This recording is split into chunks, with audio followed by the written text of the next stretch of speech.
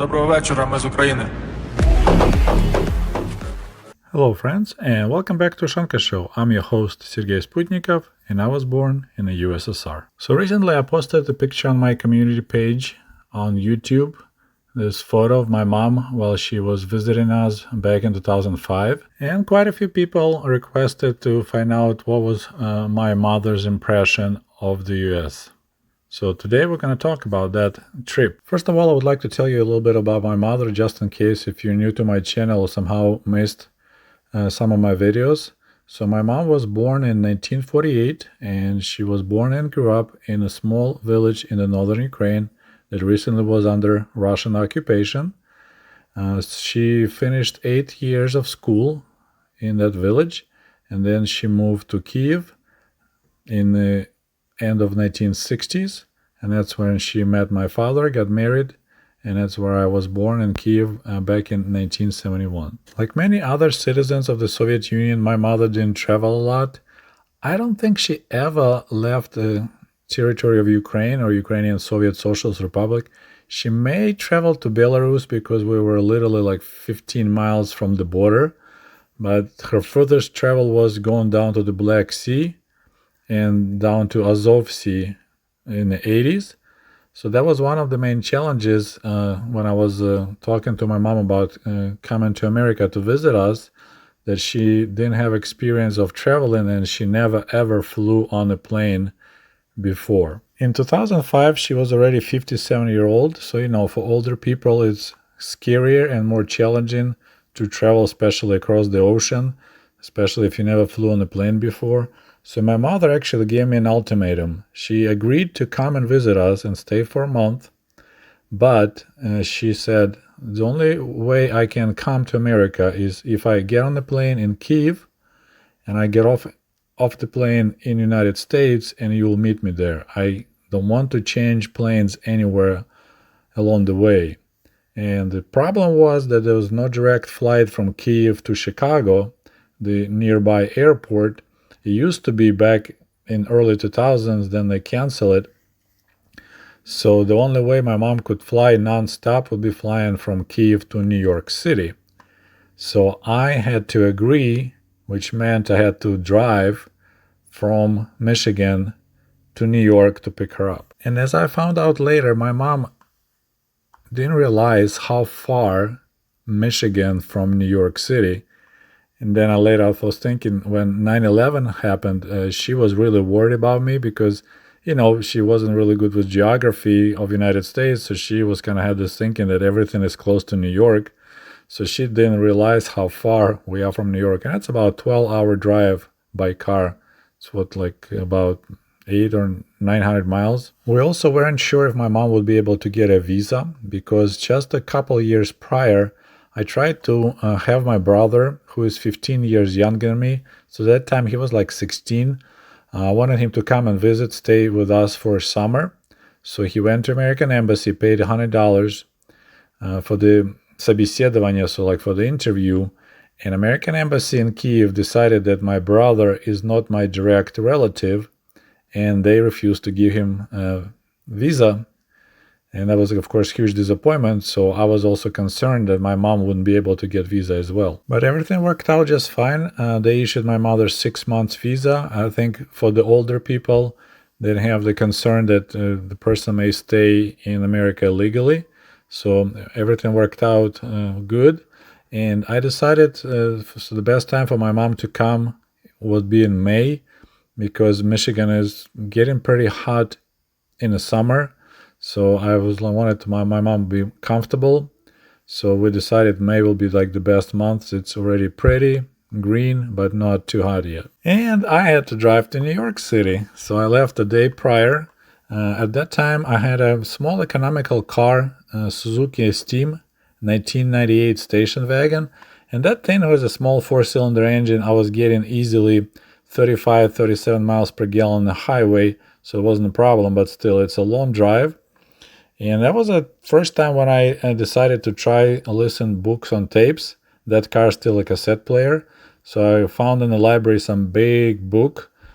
Don't remember who was the author, but that was the first time I discovered hey, it works really great if you drive long distance You just listen to book on tapes and keep on cruising along. The drive went fine, except somewhere in Pennsylvania there was a car accident, so it was a giant backup of cars on the highway, and I decided, okay, I was moving super slow, so when it was next exit, I decided to get off to take a break, and when I was driving on the off ramp, there was a semi truck coming up on the highway, and a guy noticed that the road is backed up, so he was like trying to turn around, and I stopped and let him to turn around his big rig.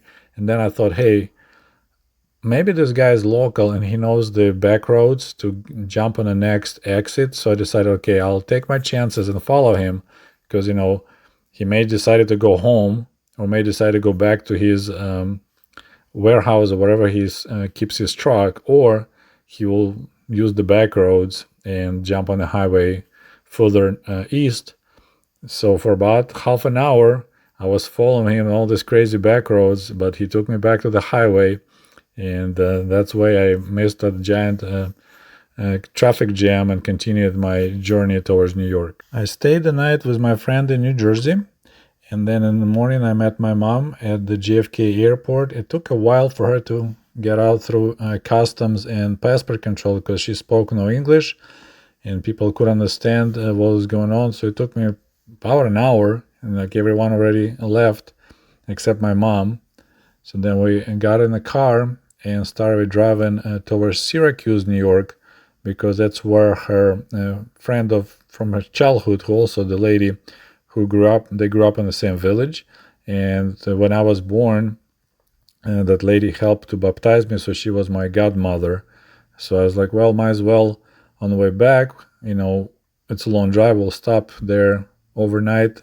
So you'll visit your friend, hang out, we'll sleep at their place, and then in the morning we'll drive to Niagara Falls. As I was driving, my mom got out the bag, and she had the sandwiches that she made still in Kiev, and it was real Ukrainian sandwich, rye bread with salo, with pieces of pork lard, and some cucumbers that I don't know, somehow she made with that stuff through the customs because they usually watch for meat products.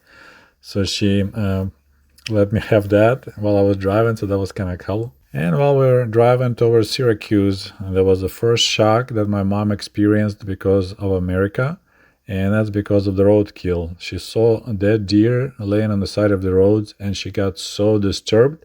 She actually wanted me to pull over and to check on the deer to see maybe it's still alive. And I told her, Mom, by the time we get to Michigan, you will see maybe 100 of those. So she got really disturbed and upset. She's like, oh, my heart is hurting. They're such beautiful animals. I can't believe there's so many of them dead, getting killed. Yes, that was a total shock for her because back home, hunters killed out all the wild animals. Like I spent every summer in the village, and for all the years, I saw only one rabbit and one moose, like from far, far away. So for my mom to see so many dead deer laying along the road, just like littered along the highway, she was very, very upset. We arrived to Syracuse pretty late, but it was kind of fun to watch these two childhood friends to meet again. Her friend, she married a guy who was one of these religions that was kind of persecuted during the Soviet Union, so they had opportunity to move as on the religious basis to United States like 5 years prior. So they didn't see each other for a while, so instead we stayed with them overnight.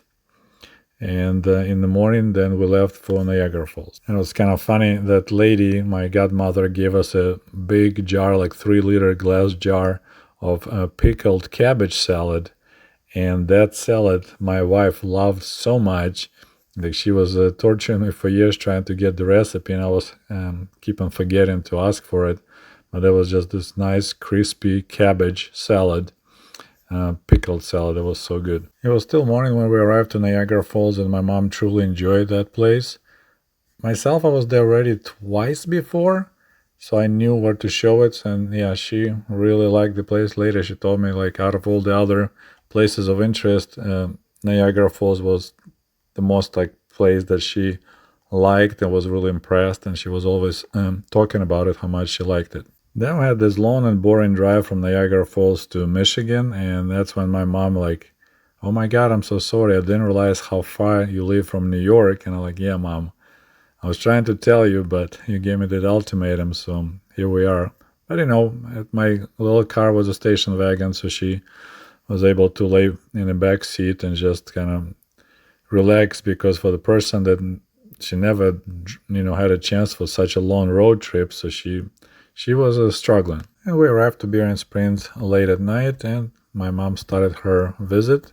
As I said, she stayed with us for the whole month, and in that time we kind of traveled around. I showed her Berrien Springs and other places. Back in 2005, I still worked for my in-laws at the furniture and flooring store, and I had to work, so my mom spent a lot of time with my wife and kids, and that was one of the main challenges for her because no one spoke Russian except me. So my mom found herself in this weird environment where kids, my wife, so her daughter-in-law, all they could do is just smile to each other and just kind of use sign language to understand each other. Of course, along the way, my wife learned some Russian. So that was, I think, was the main challenge, that my mom found herself in this strange environment that she couldn't really talk to anyone except me for extended periods of time. Sometimes she would come to the store and stays with me. She would help around, clean, kind of look around, see how I work. Most of the time she would just be sitting outside knitting. And at that time I had a guinea pig, and she called it Peggy because they thought it's a guinea pig. So my mom thought it's named Peggy. So she will take that guinea pig outside and let the animal run around eating grass while my mom knitting. The biggest benefit of my mother and her daughter-in-law, so my wife, not understanding each other, is that I was the only translator, and I completely took advantage of it. It was so fun because I could translate whatever I want. So many times I would say stuff like, "Yeah, my mom says you need to obey your husband and listen to every word of him like it's a word of God." And my wife will get all frustrated and pissed because, like, "No, she didn't say that." I was like, "Yes, she did." So that was a lot of fun to do this kind of freelancing translating, because I could take advantage big time. And I was kind of punishing my wife somewhat for just refusing to learn any Russian. I tried many times and she just had zero interest. Okay, we'll talk to you soon. До свидания. Goodbye.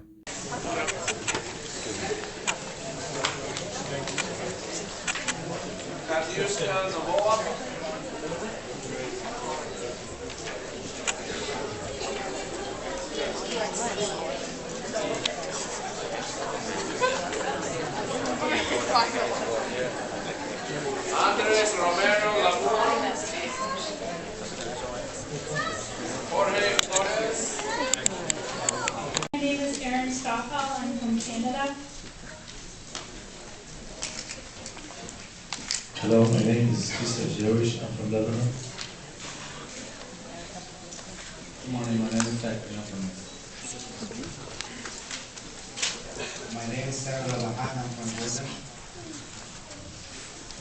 Good morning, my name is Alan Moore. I'm from Canada.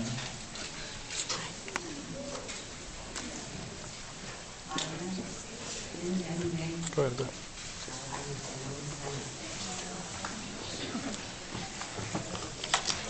My name is Abdullah India. I'm from Senegal, South Africa.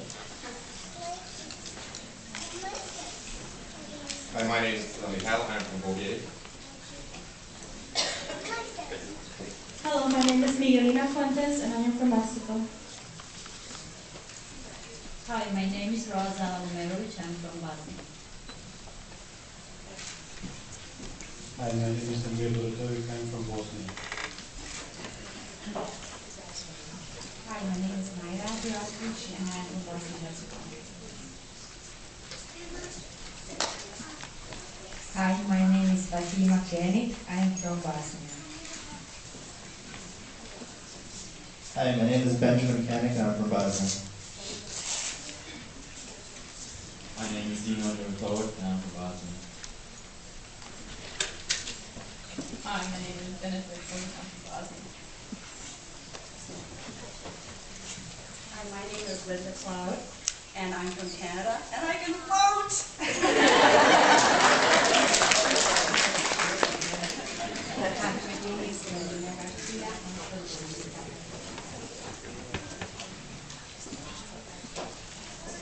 Hi, my name is Marisela Pascual and I'm from Mexico.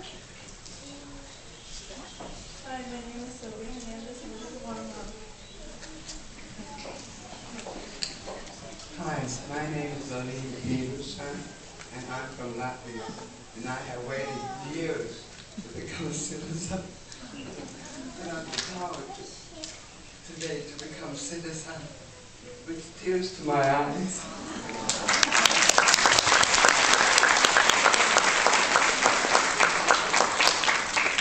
Hi, I'm Carmela Robles from Philippines. I'm Jeffrey, I came from Ukraine.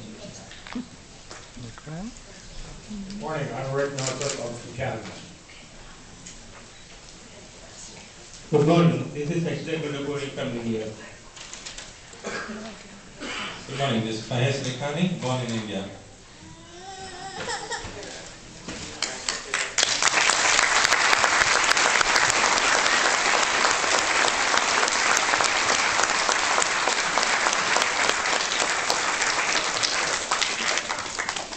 Now I'm going to ask all of our new citizens to please stand and raise your right hand, and I will.